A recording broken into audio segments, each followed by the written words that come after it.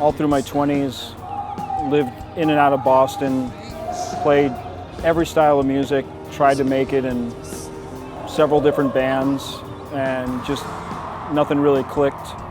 I mean, basically what happened to me was I always wanted to be in a band, just one band, but then there was 7 days in a week. So I ended up being in a country band and a blues band and an original rock band and, you know, all different kinds. So all of a sudden it's like I'm in all these other bands, I'm barely making any money, but I'm becoming kind of a jack of all trades kind of player. So when my friends are moving to LA, they're like, well, you can do that here, but make money and also get offers for maybe bigger touring gigs, maybe more studio work. And then I started hearing about auditions in LA, and through my friends, they just threw my name in the hat. I auditioned for Vanessa Carlton and a couple other things I can't even remember, and they were all big cattle call things, so it was like 40 drummers there. So I just kept hammering away on that. And then I joined a couple bands actually in LA that were kind of self-funded.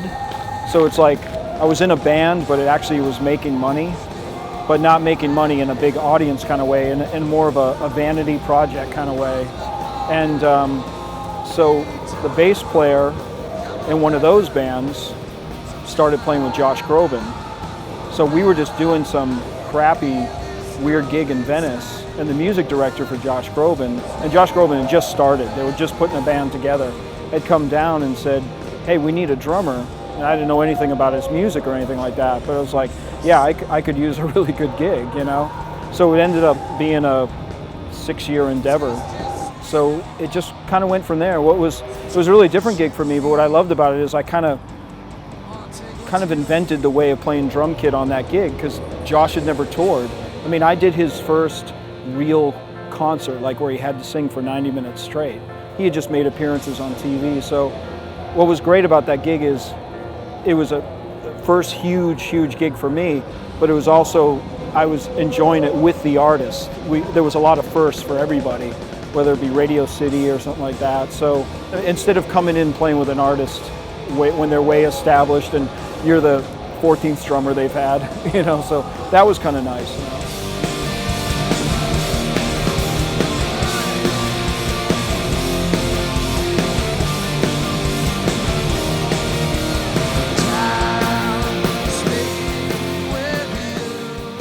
So Josh kind of jumped off the road around 2009. It was pretty well understood that he wasn't going to tour for at least 3 years. He was doing acting, he was doing Broadway, and I needed to get out anyway, so I had enough, and it was, you know, an amazing gig, but it was a very insulated gig. So my name wasn't really getting around the circles that were more my essence, you know, singer-songwriter stuff, rock stuff. So when he finished, I thought this is a great window for me to find hopefully another gig that's kind of big, but it's a little closer to my style of playing. And I gotten called to do Colby Calais, again through friends of friends. So that kind of helped me with my singer-songwriter circles. And, oh, you play with Colby Calais? Oh, we know her. You know, surprisingly, that helped me develop my reputation and style even more than Josh Groban would, even though he's probably a bigger act, more of an arena act and stuff. So from Colby, I started getting all kinds of stuff from there.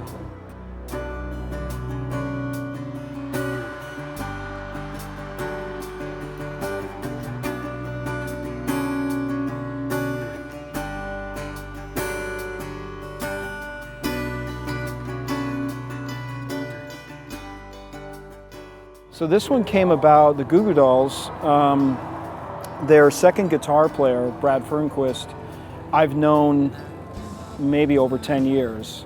And through the years we would bump into each other.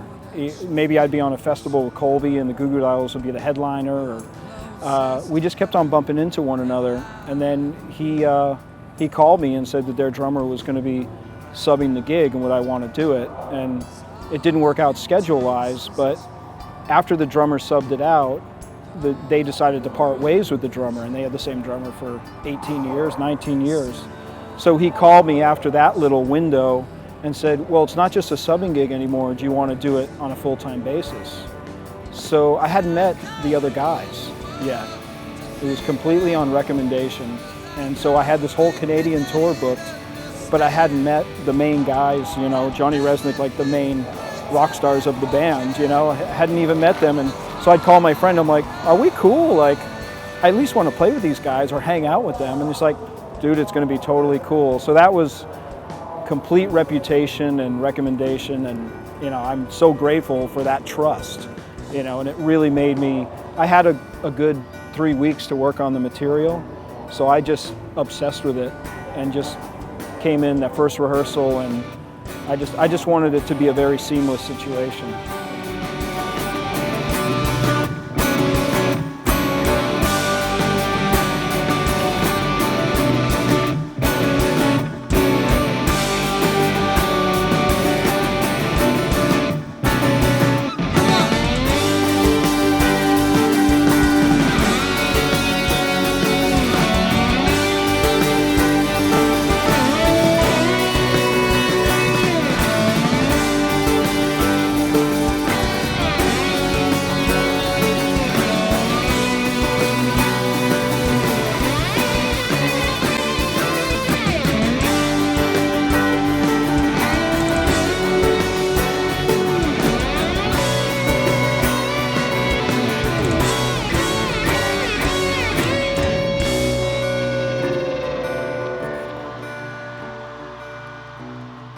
Vic Firth I've been with. The first big Josh Groban tour was like January of '04.